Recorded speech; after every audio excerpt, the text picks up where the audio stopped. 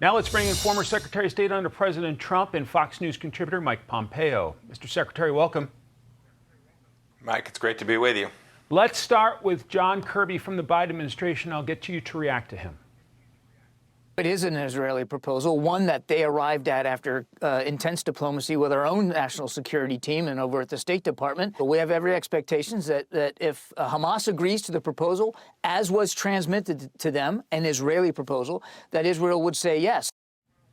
Is the emphasis that it's an Israeli proposal, so if it blows up, the White House doesn't own it?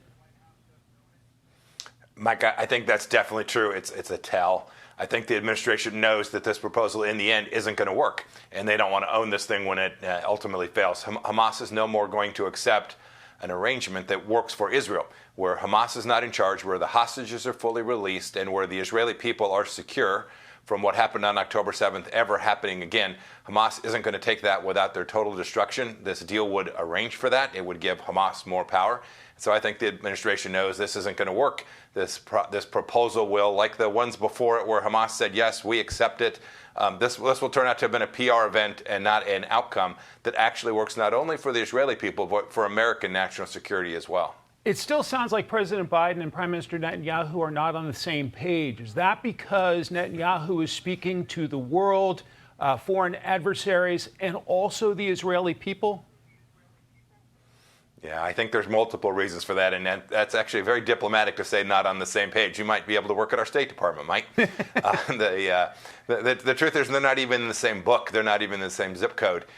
Their understandings of the risk to the United States and to Israel, and the fact that this is largely driven by the Iranian regime, and that even when the problems in Gaza are resolved, there's still 10,000 precision-guided munitions keeping Israelis from living in their homes in northern Israel. That complexity from Hezbollah, from the Houthis, that complexity means that this is not going to end with just a deal with Hamas. And I think the Biden administration knows that. They've got problems in domestic political from their pro-Hamas left wing. And so, yes, I think the Biden administration is trying to play out the clock between here and next November. To Ukraine, where the Biden administration is apparently okay with Ukraine going after some limited Russian targets over the border. What do you make of that?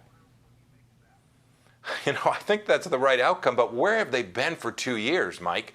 Why for 2 years did we talk about the things that the Ukrainians couldn't do?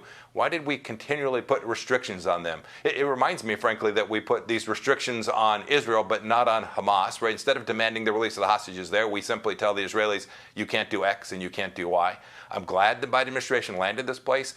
These are going to be military targets close to the Ukrainian border, not civilian targets, not attacking major Russian cities and the way the Russians are attacking the Ukrainians. I'm glad they got there. It's the right outcome.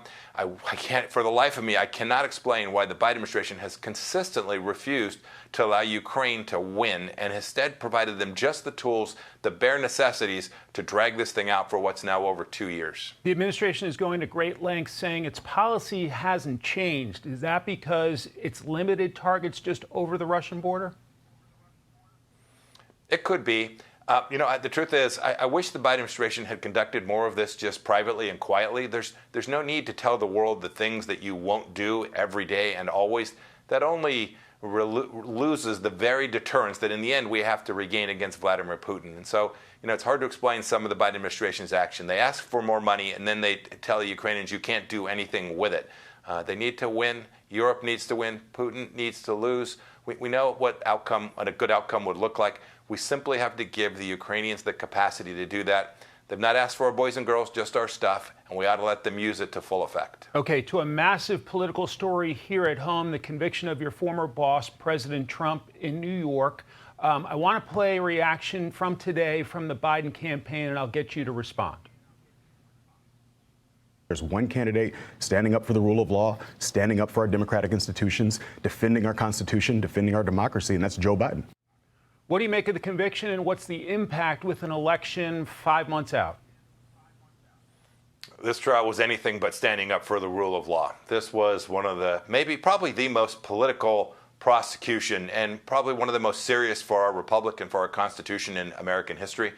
To go after a candidate, one of the two parties, a former president, on the most political grounds we've ever seen someone go after a senior American official, former official. That's not about the rule of law. That's not about democracy. That is a pure hit job on the former president. And as for what it means for the election, I think the American people can see that. I think the American people will, in the end, understand that they were far better off under President Trump than they've been these last now 3.5 years. And I think in November, we'll see that outcome. Do you see this conviction as a weaponization of government? 100%. Former Secretary of State Mike Pompeo, thank you very much for your time and your analysis today. Thank you, Mike. Yes, sir. Have a good weekend. Hi, everyone. I'm Brian Kilmeade. I want you to do me a favor. I want you to click to subscribe to the Fox News YouTube page. This is the only way that I know for sure that you're not going to miss any great commentary, any great news bites, any great interviews coming your way on Fox. You can get it all here on YouTube. So subscribe right now.